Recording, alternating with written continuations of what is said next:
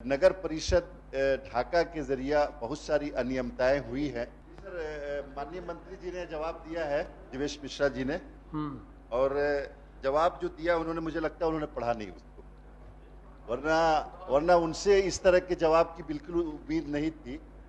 अपने जवाब में वो स्वीकार कर रहे हैं कि नगर परिषद ढाका के जरिया बहुत सारी अनियमितताएं हुई है।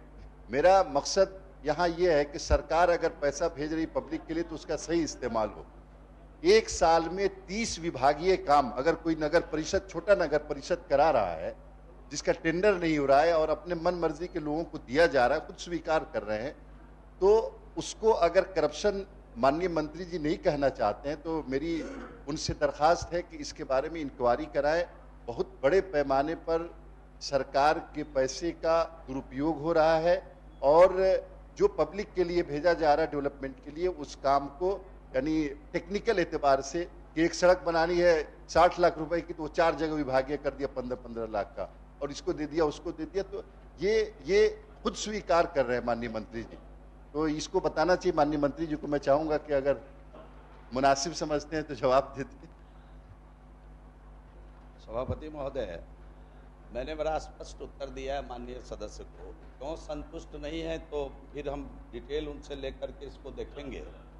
लेकिन जिला पदाधिकारी ने इसकी जांच की और जिला पदाधिकारी ने अपने जांच में स्पष्ट कहा है कि वहां किसी प्रकार की कोई न अनियमितता की गई है, न कोई गड़बड़ी की गई। 15 लाख से कम का काम कराने का अधिकार नगर निगम को है, तो उसी के तहत 15 लाख से कम राशि का काम उन्होंने कराया है। इसकी जांच विधिवत लोक शिकायत निवारण पदाधिकारी के नेतृत्व में भी जिला पदाधिकारी ने किया है और उसकी पूरी जो प्रतिवेदन है वो भी इस उत्तर के साथ संलग्न है। माननीय सदस्य को अगर जरूरत होगी तो मैं वो मुहैया करा दूंगा। माननीय सभापति महोदय, ये माननीय मंत्री जी बिल्कुल सही कह रहे हैं कि जिला पदाधिकारी के द्वारा इन्होंने जांच कराई है। देखिए, करता है अधिकारी नीचे का, वो जिला पदाधिकारी के नाम पे इनके पास जवाब आता है। मैं ये कह रहा हूं कि आप जैसे आप कह रहे हैं ना कि 30 काम विभागीय हुआ है, तो आप देख लीजिए क्या एक यूनिट का काम हुआ है या एक यूनिट को 4 जगह बांट करके विभागीय कराने की कोशिश हुई है। इससे आपको पता लग जाएगा, इसमें यानी एक ट्रांसपेरेंसी आ जाएगी कि आप जो कह रहे हैं, आपको जो रिपोर्ट दी गई है, मेरे ख्याल से वो आपको संतुष्ट करने के लिए दी गई है। मैं इससे संतुष्ट नहीं हो पा रहा हूं क्योंकि मैं अपनी आंखों से देख रहा हूं वहां पे करप्शन।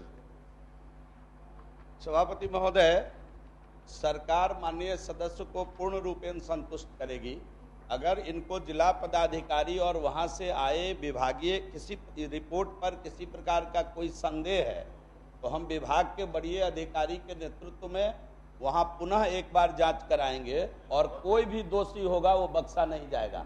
अगर किसी ने नियत खराब करके ऐसा किया होगा कि 60 करोड़ का काम को, 60 लाख के काम को 10-10 लाख या 15-15 लाख में डाइल्यूट करके करने का प्रयास किया होगा तो हम विभाग के बड़े पदाधिकारी से जांच कराएंगे और जो दोषी होंगे वो बख्शे नहीं जाएंगे। ठीक है माननीय